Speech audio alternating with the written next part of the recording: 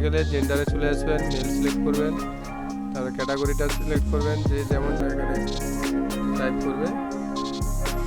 তারপর এখানে ভোটার কার্ডটা আপলোড করতে হবে, নাহলে কিন্তু সাপোর্ট করবে না, ভেরিফাই ফেলড হয়ে যেতে পারে। আপনি অ্যাসেম্বলি যেটা থেকে বলেছেন সেই অ্যাসেম্বলিটা দিয়ে দেবেন, আপলোড করতে হবে একই রকম। চাইলে তোমরা স্কিপ করেও যেতে পারো।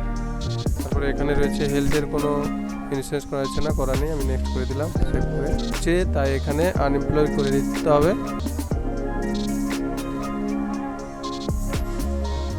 তো এখানে পরে আপডেট করে দেওয়া হবে। এখন বর্তমানে পেজটা ঠিক আছে কিনা দেখে নিয়ে আবার এটা আপলোড করে দেব।